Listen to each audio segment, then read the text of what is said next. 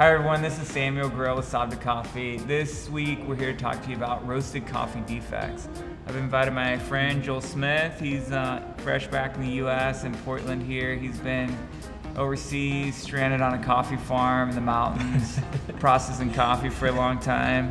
Hasn't seen any other people in a while. It's good to have him back. Sometimes I see what is going on in the roaster forums online, and one of the discussions I've been seeing a lot, and actually has always been a topic of the last 10 years, is Quakers and different roasted coffee defects. So over here we have some over-roasted bean, which can happen for a couple different reasons. Sometimes a bean actually goes through the roast cycle twice. Sometimes it just gets stuck against the faceplate. Got under-roasted beans, which can happen for a lot of different reasons. Sometimes they get also stuck somewhere, but it's a little colder. They'll get stuck, the hopper where the beans come in, and only get partially roasted. These are gonna be real smoky and bitter and carbony. These are gonna be really crazy. You can have all kinds of different flavors, from grain to cereal to crazy acidity. Very unpredictable and under roasted. Then we have just a control sample here of a natural processed Rwanda. And then we have some Quakers that we pulled out of that natural processed Rwanda. We're calling these the safe Quakers, meaning they're Quakers, but they don't have any other obvious defects other than that. And then we're calling these the defective Quakers. So in addition to being Quakers, maybe they're like this guy, which is an immature bean, or have some other shriveled bean, insect damage, chipped beans, or some other kind of problem.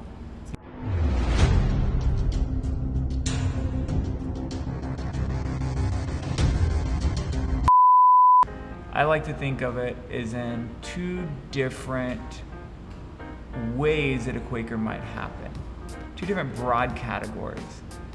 One is the bean never got enough sugars to caramelize. The second one is the bean got the sugars to caramelize, but in some way, those sugars were either metabolized by some microorganism or something that caused the sugars to not be there at the roasting process. That's what we're going to talk about today. To get there, we're going to start out with like a real basic talk about like what is a coffee bean. And a coffee bean is a seed, embryo. Meant to grow a coffee tree. We don't ever let it do that, but we probably should someday. And then the rest of it is just energy, carbohydrates that are stored for that embryo to use as food until it can grow a root. So if you think about what a Quaker is, it's first helpful to understand what makes a good coffee bean turn brown. Maybe somewhat from Maillard reaction, but primarily from caramelization.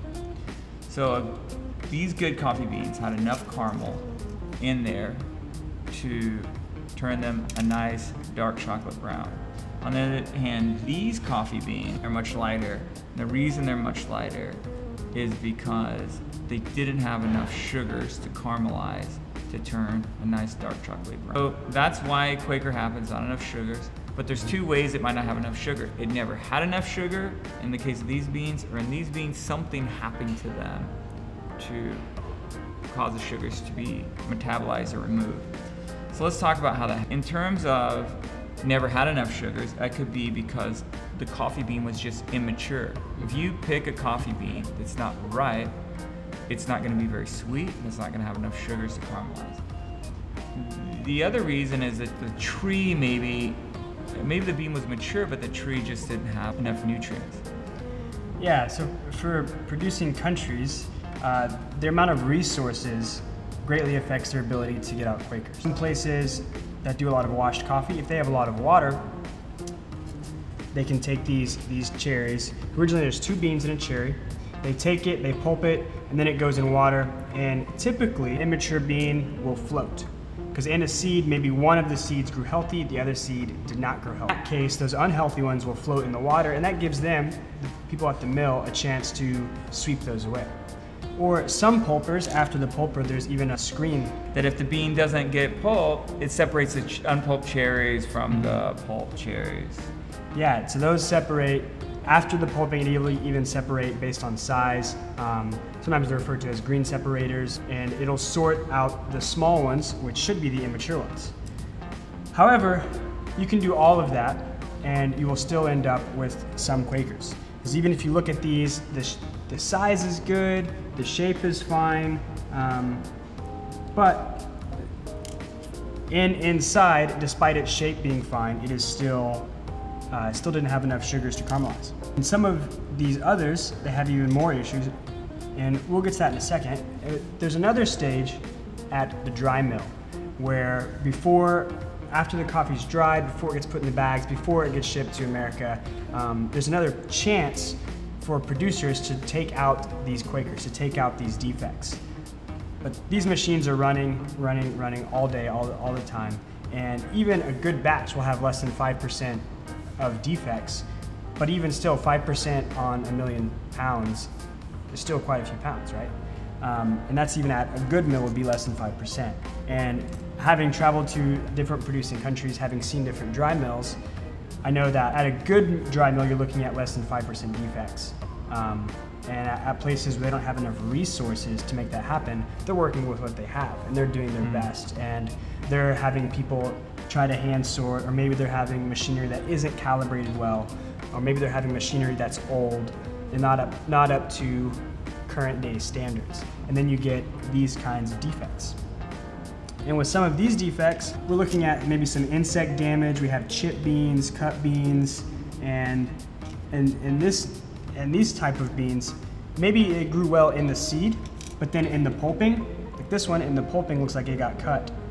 So therefore, the embryo started to die, all the sugars, all the nutrients started to leave. So while it was good in the seed, in the pulping something happened, and then in others we have some insect damage, bites, and those insects get in, kill the embryo, take away some of those nutrients, and you're left with Quakers. Mario Fernandez did some research on this, and what he also found is one of the ways that we can get a Quaker is through microbial infection of the beans, because microbes feed on sugars. So maybe it was a perfectly great coffee bean, but then a bug penetrated and gave access through these microbes, got into the bean. They eat up all the sugar, and those microbes could be lots of different things. They may be mold, could be yeast, could be bacteria, and depending on the type of microbe, you could have a totally different effect on the bean. Like let's say one of these you're just showing, like this one here that's just cut open. Maybe some harmless yeast got in there, ate up the sugars, and it's not a problem at all. But in another one where there's insect damage, maybe it was more of fungus got in there, and you'll even see some green on these beans. Some fungus got in there. Yeah. And if that thing could be very moldy, quite obnoxious flavor. Another one would be bacteria. Bacteria is interesting because you can get isovaleric acid and also some butyric acid. And butyric acid is the acid that's often found in throw up.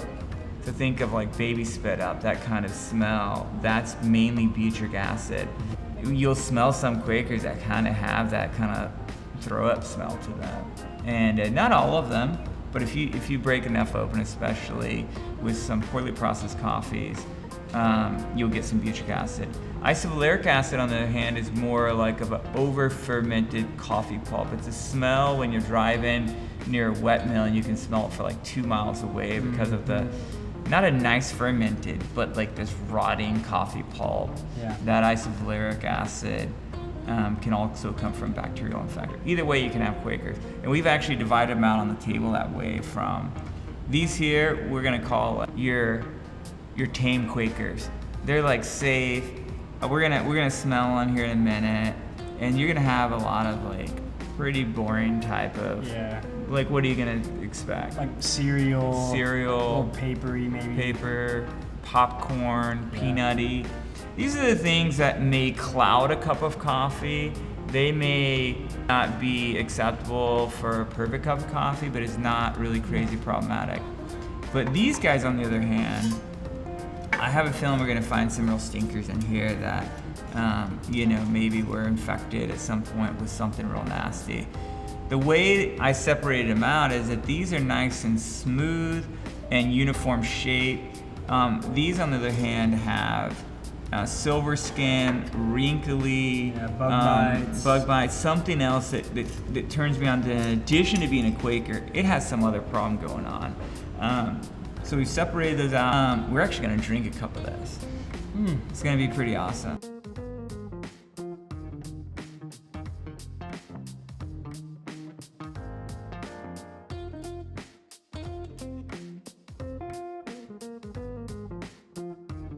Now we're gonna cup it.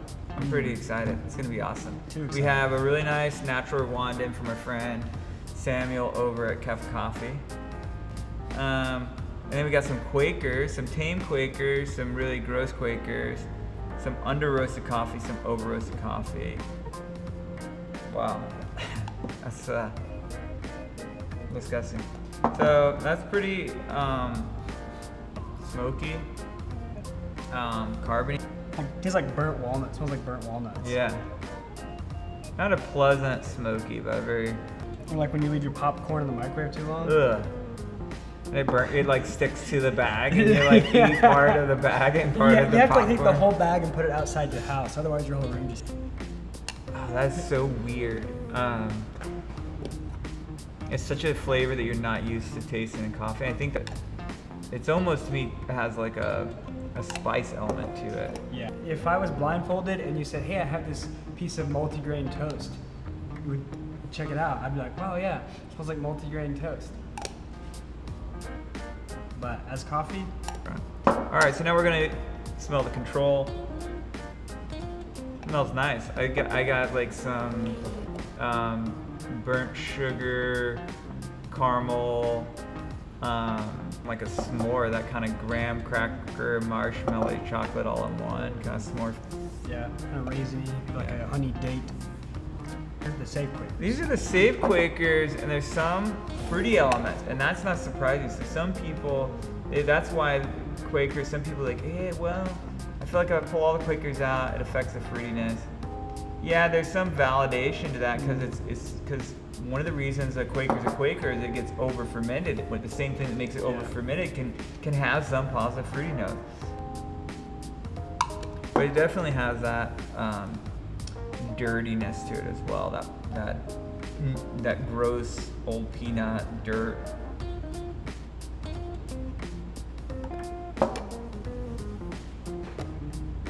Not as funky in the aroma. Remember, it's the most volatile compounds that come out in the dry aroma. So the volatile compounds may be quite nice, but the less volatile compounds that come out later in the cupping process. Half a bowl. I like a burnt s'more. A little sweeter, but still definitely burnt. The wort. Grainy. I'm gonna pull it closer, kind of short. It's also interesting that, there's no crust on the under roasted. Yeah, it's like a bowl of water.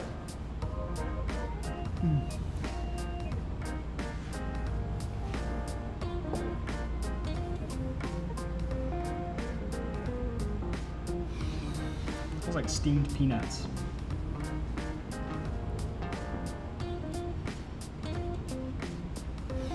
But there is that real, I get like a harsh, underripe grassiness as well.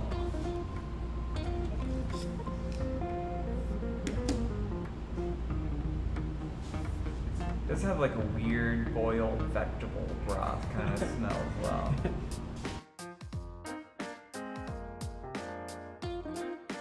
So, how excited are you to taste these? On a scale of like 1 to Gross. Richard Simmons, I'm pretty close to Richard Simmons. I had a hanger there. So it's interesting. This is not as bad as the aroma. I mean, it's gross, but not as bad as I was expecting from the aroma. The aroma is pretty bad. What a positive descriptor. This is grosser than expected. It went from almost a pleasant kind of wort beer wort kind of smell to really. Doesn't have a lot of flavor. But to me, what's gross is the aftertaste. The aftertaste is like clings on your tongue. Is this very like harsh green. It's like my tongue just put a sweater on. A dirty sweater. Sweaty sweater. From your grandma's closet. Here's a coffee. That's refreshing. That's good. Okay, so this is the tame Quakers. That's weird. Actually has decent acidity. Again, I actually would say other than the aftertaste, it's not the worst thing I've ever drunk. Not the worst. It's pretty thin though. It's pretty thin, no body. Again, because you didn't have any soluble solids in there to caramelize. So you can't extract much either. So I would say what's surprising is actually, other than the aftertaste and the harshness, it doesn't contribute a lot to the flavor. It's pretty watery, almost no body. Now for the nasty Quakers. That one has some funk on it. See, that's where I'm getting that isovaleric, like over fermented, really gross, rotting coffee pulp, and definitely some butyric acid. Definitely a little bit of spit up. There's a lot more going on in here than just lack of sugar. There's other defects at play. Let me summarize this. In summary, here's what we'd say, is that I think that for those people who excellence is a thing, who they want to have the best coffee they can, you got to be sorting out anything that is abnormal in the roast, whether that is a burnt bean, over roasted, under roasted, a tame Quaker, or defective Quaker. We could say that has two problems wrapped into one. But if you have to choose your battles, probably a tame Quaker is the worst of the four different. One of the other things is, even if you couldn't necessarily taste a Quaker in the cup, maybe your customer does a drink and go, oh wow, I think there's a Quaker in there. The thing is, what if they're gonna see your whole beans before they grind it? Yeah. And right off the bat, to me, it just shows a lack of caring in your process. And most of the roasters I see that really care a lot about the product they're putting out, they don't want to serve something that's less than it could be.